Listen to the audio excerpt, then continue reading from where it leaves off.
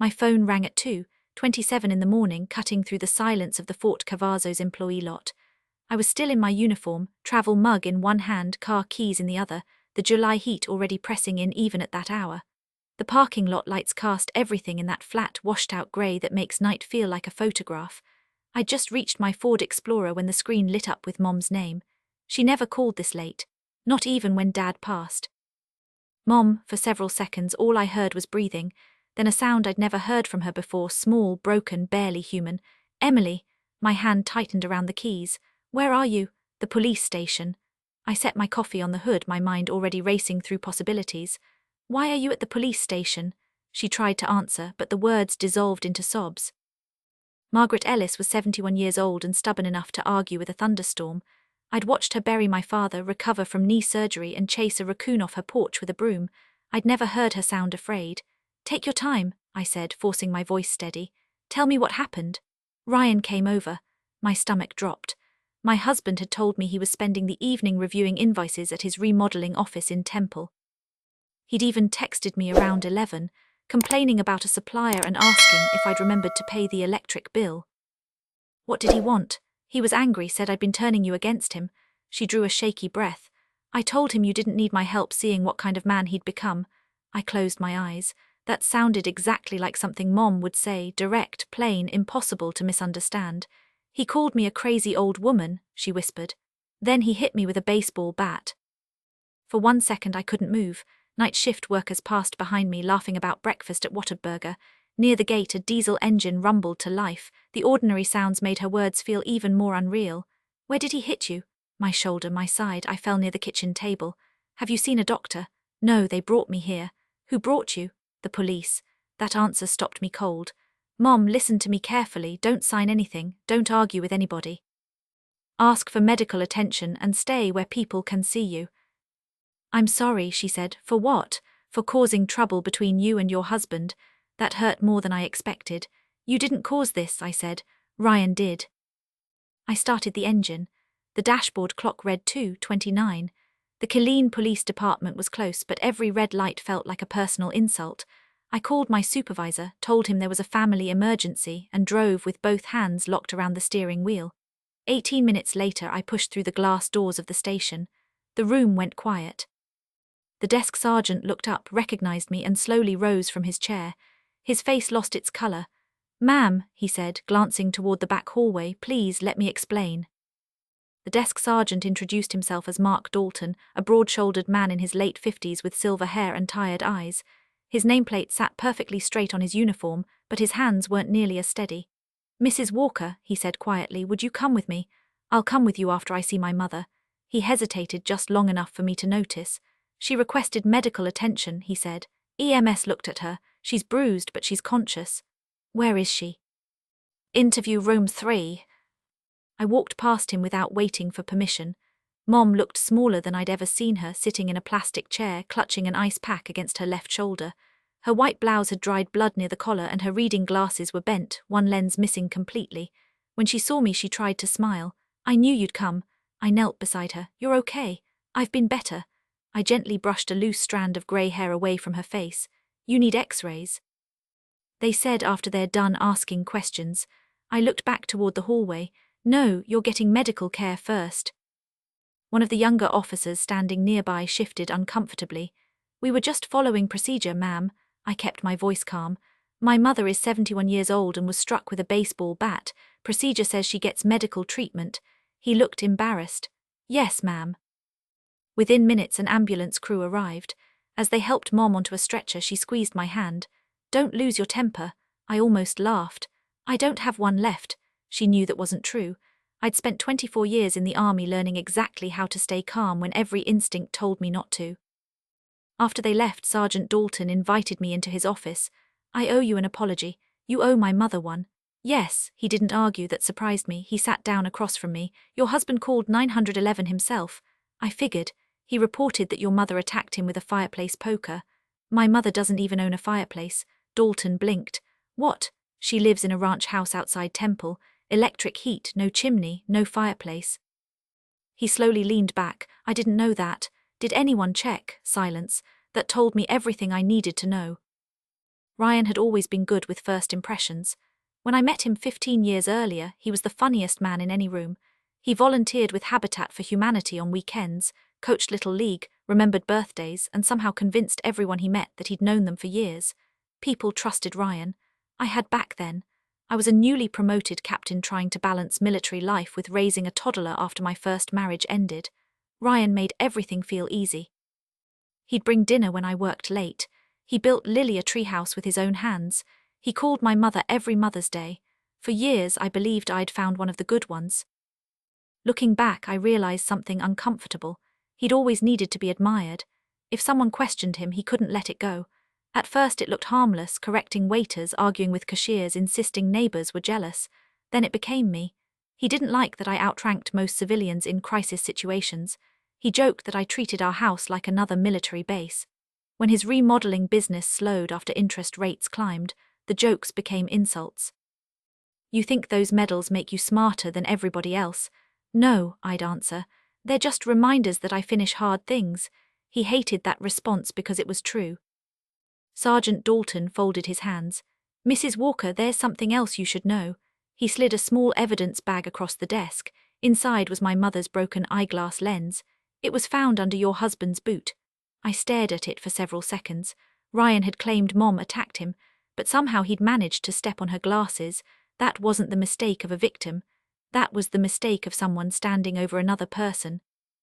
And for the first time that night, I stopped wondering whether my marriage could be saved. I started wondering how many lies it would take to bury the truth.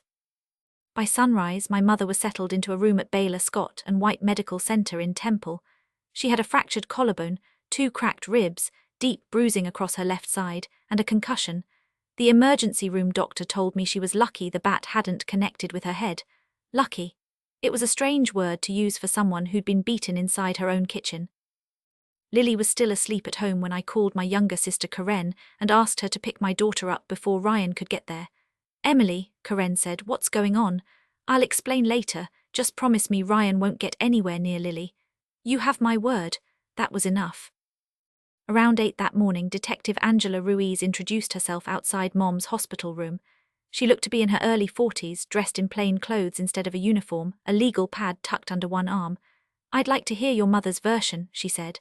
"So would I." Ruiz gave me a tired smile.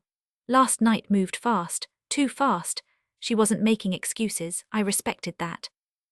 Mom insisted she was ready to talk. Ruiz switched on a small recorder. "Mrs. Ellis, can you tell me what happened from the beginning?" Mom nodded. "It was around 9:30. Ryan knocked on my door carrying a pie from Miller's Bakery." I frowned. That sounded like Ryan. He smiled and said he'd come to apologize. "Why did you let him in?" "Because your father always told me to hear people out." She looked down at her hands. "I suppose Harold would have also told me to trust my instincts." Ruiz encouraged her to continue. Ryan sat at my kitchen table. We talked for a few minutes. Then he asked whether I'd been telling Emily to leave him. "What did you say?" "I told him Emily makes her own decisions." Mom paused. "I also told him that lately he'd become angry all the time." Ruiz scribbled a note. "What happened then?" "He stood up." Mom swallowed hard. "He started packing, said I was poisoning his family, said I thought I was better than him because my daughter wore a uniform." I looked toward the window. That sounded painfully familiar. "He called me." Mom stopped. Ruiz waited. "A crazy old woman." Silence settled over the room. "I told him I wasn't afraid of him." She laughed once. "A foolish thing to say looking back." "No," I said quietly. "It was the truth." Mom reached for the paper cup on her bedside table. "My kitchen door was open because I'd been watering tomatoes." Ruiz looked up. "You remember that?" "Oh yes." "What happened next?" "He walked outside." "For how long?" "Maybe 30 seconds. And then, he came back carrying a baseball bat." Every muscle in my body tightened. "He said," Mom whispered, "maybe people will believe you really are crazy after this." Ruiz stopped writing. "You're certain those were his words?" Mom nodded. "He swung once." She touched her shoulder. I fell against the kitchen table. "Did he continue?" "Yes, the second hit caught my ribs." Ruiz looked sick. "Did you lose consciousness?" "For a moment." When I opened my eyes, Ryan was standing over me with his cell phone. What was he doing? He was dialing 911. Mom stared at the blanket covering her legs. I remember thinking, thank goodness. Then tears filled her eyes. I didn't realize he was calling to report me. The room fell silent. Ruiz slowly closed her notebook. "Mrs. Ellis, I believe you." For the first time since that awful phone call, I saw a little of the weight lift from my mother's shoulders. But outside the hospital, Ryan was already telling neighbors a very different story. By lunchtime, people were whispering that my elderly mother had suffered another mental episode. Somehow my husband was being called the victim. By early afternoon, Ryan's version had spread through half of Bell County. One neighbor posted on Facebook that my mother had finally snapped. Another wrote that Ryan had always been a patient, caring husband.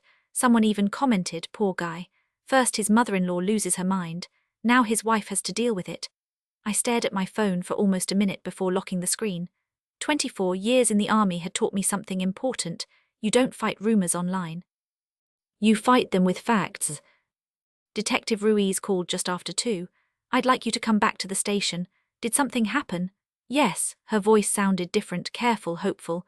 "I think we found our first problem with your husband's statement." 40 minutes later I parked outside the Killeen Police Department again. This time no one stared, no one whispered. Instead, Officer Ben Carter, the young patrol officer I'd seen the night before, met me near the entrance. He looked embarrassed. "Mrs. Walker." "Emily." He nodded. "Emily, I owe you an apology. You don't owe me anything." "I do." He rubbed the back of his neck. "I should have slowed things down last night. You believed the first story you heard." "I did." And now he looked toward the interview rooms. "Now I think we missed something." That was enough honesty for me. Inside, Detective Ruiz spread several photographs across the conference table. "Walk me through these."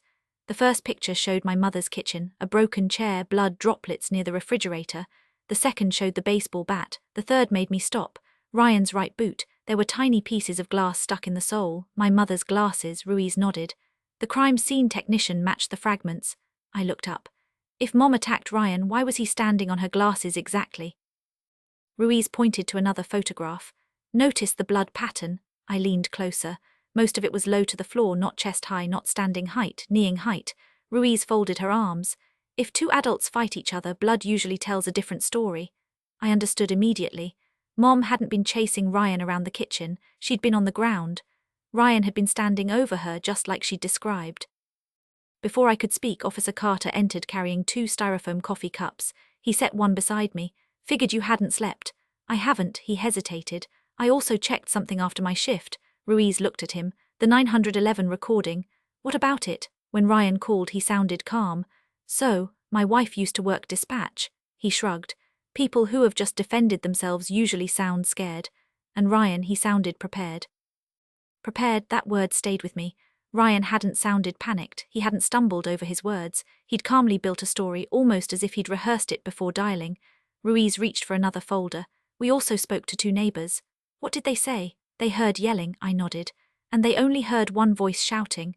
I already knew whose voice that had been. Ryan's temper always got louder before it got quieter. Ruiz looked directly at me. "Emily, there's something else." She slid a printed report across the table. "Your husband told responding officers he suffered injuries defending himself." I skimmed the report. Minor scratch, redness on one wrist, small cut on his thumb. Then I looked at the attached photographs. Something felt wrong, very wrong. I stared at Ryan's right hand, then at the baseball bat, then back at Detective Ruiz.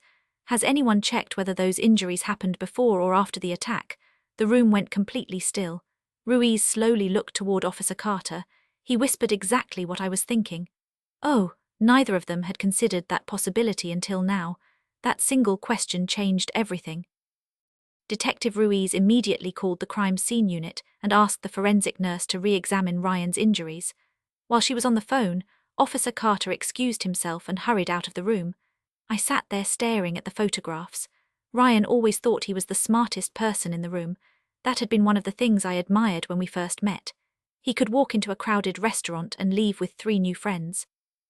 He remembered names, birthdays, little details that made people feel important. Somewhere along the way, confidence had turned into arrogance. He stopped believing he could make mistakes.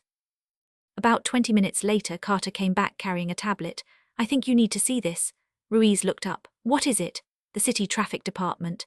He placed the tablet on the conference table and tapped the screen. At first I wasn't sure what I was looking at. A quiet residential street, my mother's mailbox, part of her driveway, a grainy timestamp. Ruiz frowned. "I thought there weren't any cameras on that road."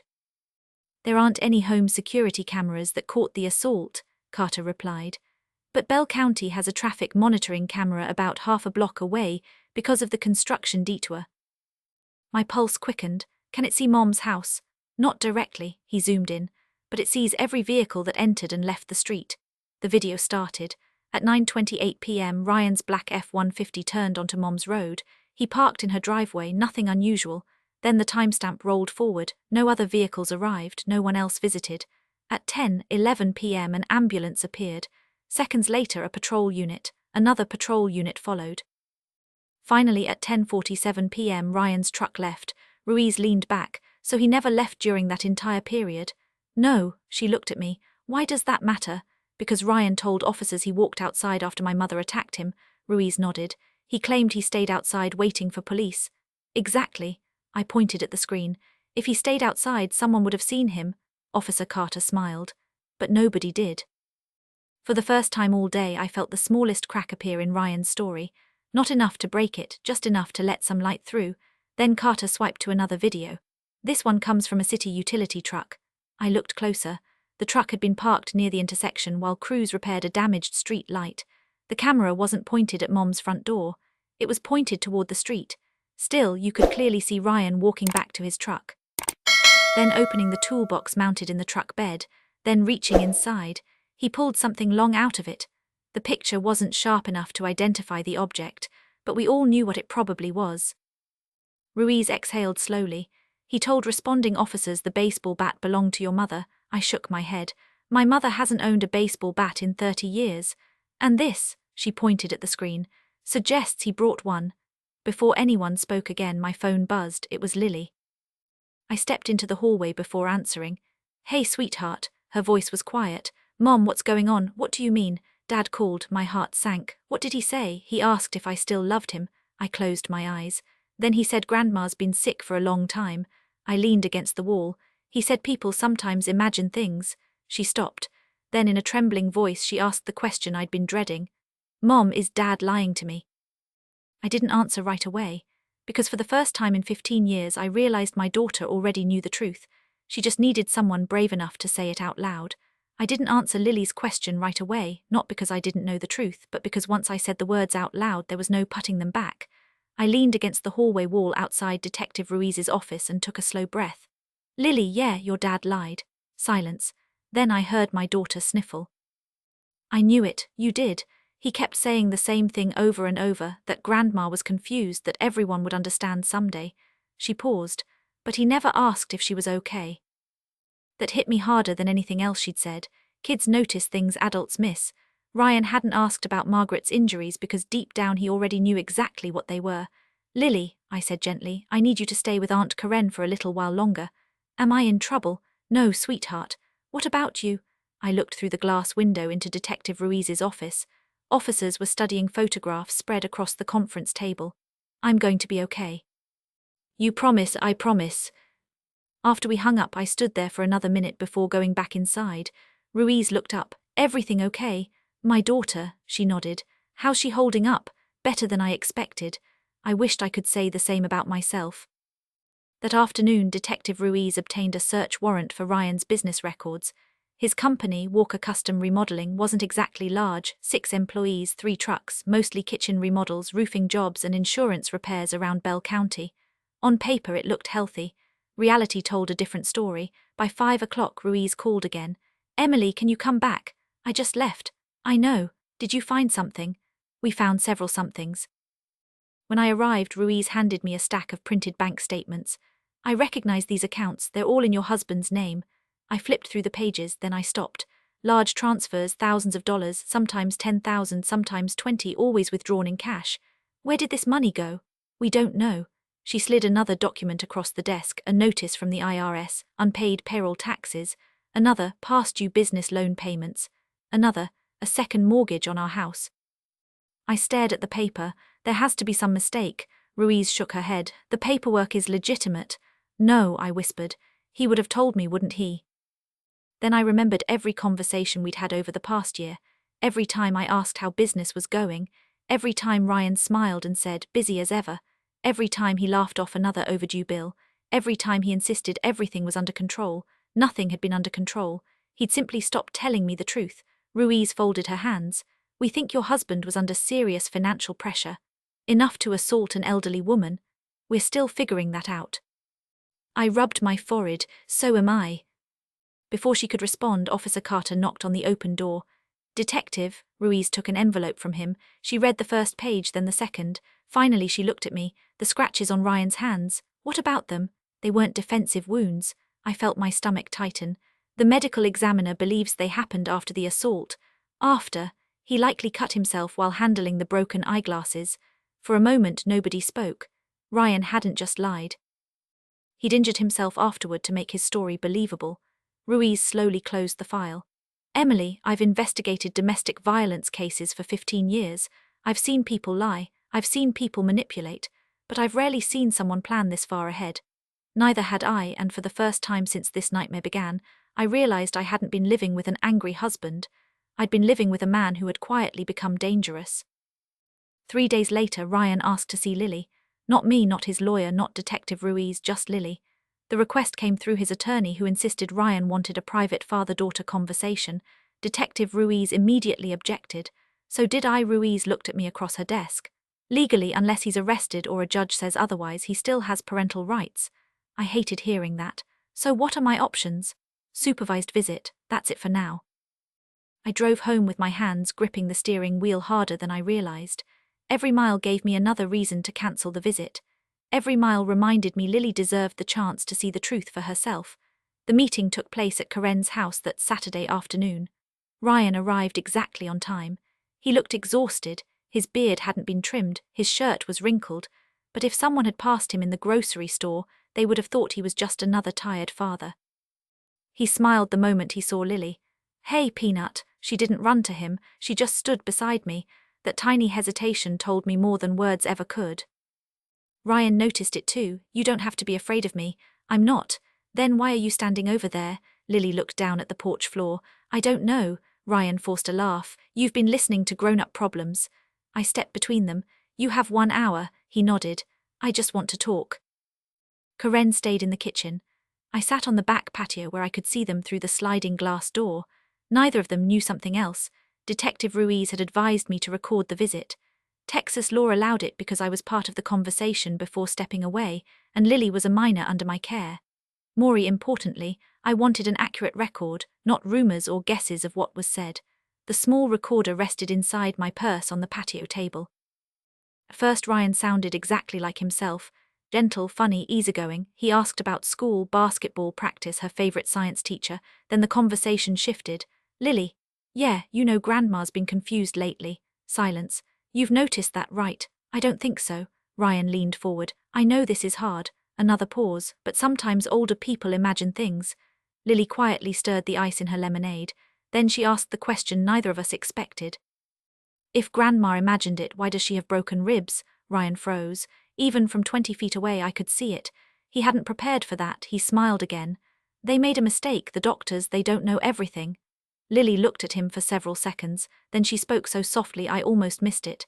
"Did you hit Grandma?" Ryan rubbed both hands together. "I had to protect myself. From Grandma." He didn't answer. Instead he sighed. "You don't understand."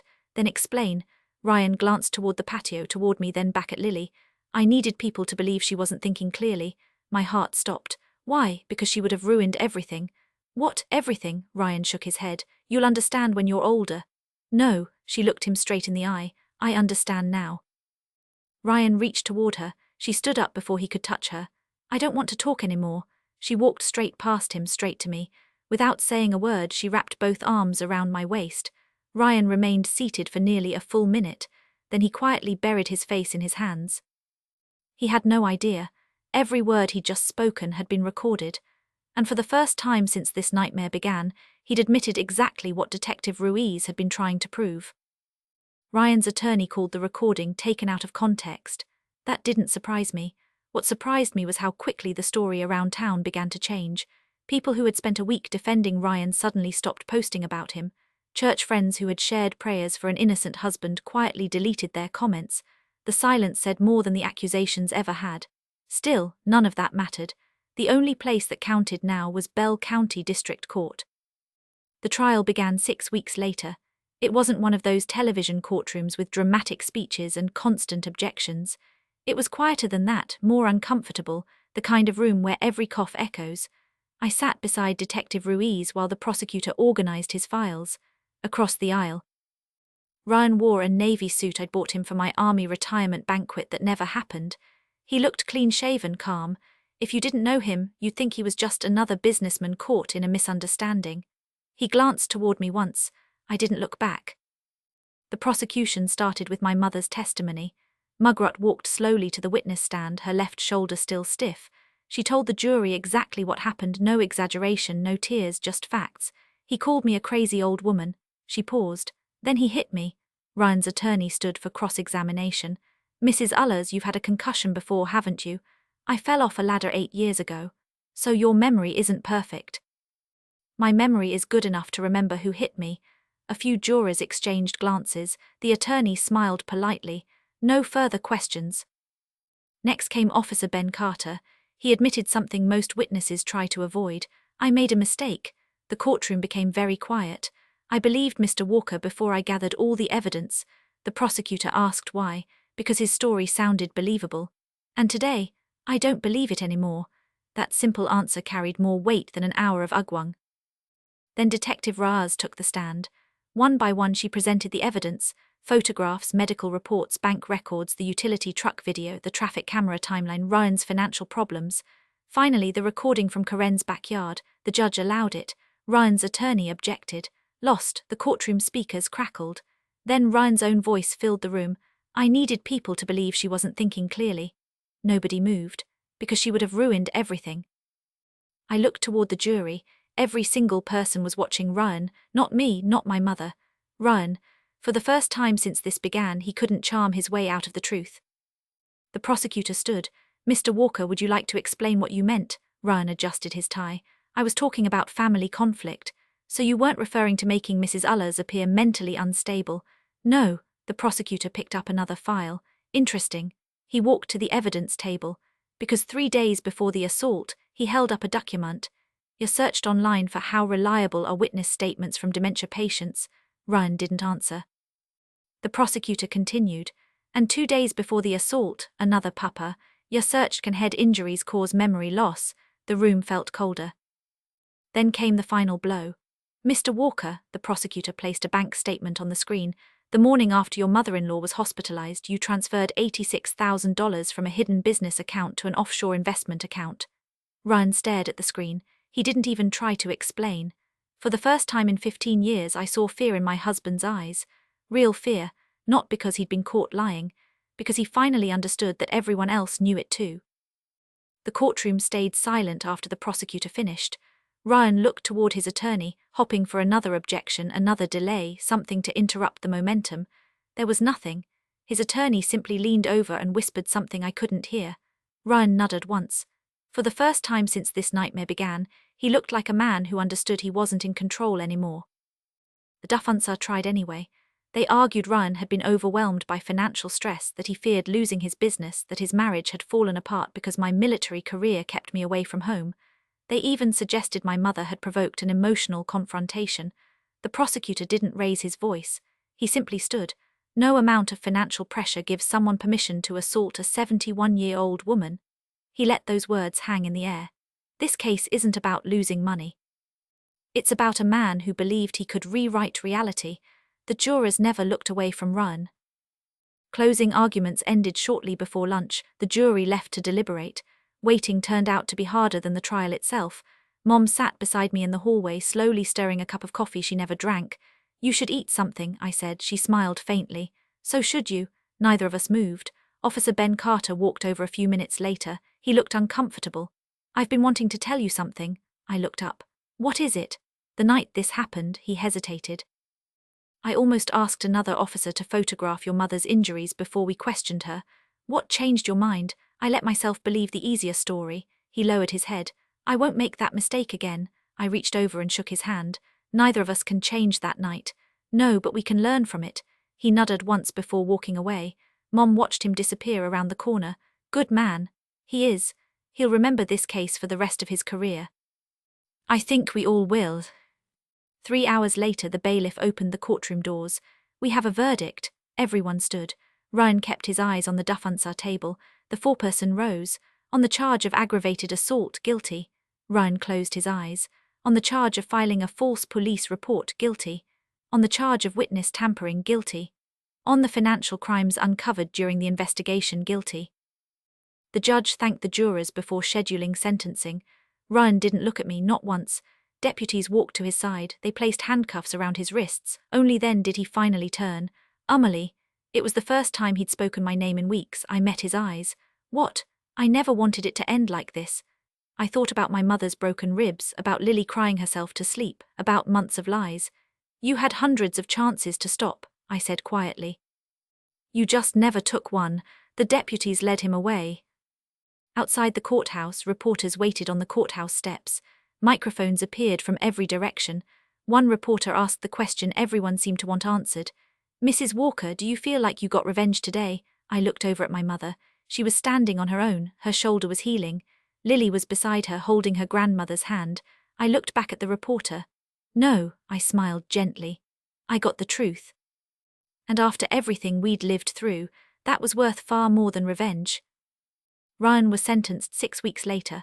The judge gave him 8 years in state prison for aggravated assault, filing a false police report, witness tampering, and several financial crimes that surfaced during the investigation. Walker Custom Remodeling folded within 2 months. Vendors sued.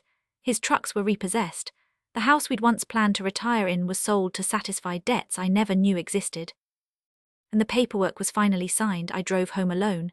For the first time in months, there wasn't a court hearing on my calendar. No detective waiting to call, no attorney asking another question, just quiet. It felt strange. I spent the next few weekends helping my mother fix the little things around her house. We replaced the broken kitchen table. Lily insisted on picking out new curtains. Mom laughed when my daughter chose bright blue ones. I was thinking something beige. Lily grinned. Grandma, beige is for people who quit. Mom looked at me and smiled. She gets that from you. No, I said. She gets that from both of us. It was the first real laugh we'd shared in a long time. A month later, the Cullen Police Department invited my mother and me back, not for another interview, for an apology. Chief Daniel Harper met us in the lobby himself. I appreciate you coming. Mom smiled politely. We weren't sure we should. I understand. He led us into a small conference room where Sergeant Mark Dalton and Officer Ben Carter were already waiting. Dalton stood the moment we entered. Mrs. Ullers. He looked directly at my mother. I failed you that night. Mom didn't answer. I should have slowed down. I should have questioned the evidence instead of accepting the first explanation I heard. He took a slow breath. I'm truly sorry. Officer Carter spoke next. I've attended additional training on elder abuse investigations. He looked embarrassed. I requested it. Mom reached over and patted his hand. Then something good came from all this. Nobody in the room spoke for several seconds. Sometimes forgiveness doesn't sound dramatic. Sometimes it's just an elderly woman choosing not to carry one more burden. Life settled into a new rhythm. I retired from the army the following spring after 25 years of service. People often asked whether I missed wearing the uniform. Sometimes I did. Mostly I missed the people. But retirement gave me something I'd been missing for years. Time. Time to have coffee with Mom on Tuesday mornings. Time to watch every one of Lily's basketball games. Time to sit on the back porch at sunset without checking my phone every few minutes. One evening, Lily looked over while we were planting tomatoes in Grandma's garden. Mom, yeah, do you hate Dad? I set my gardening gloves on the porch rail. No, she looked surprised. Really? I hate what he chose to do, that's different. It is. She thought about that for a moment before nodding. I think I understand.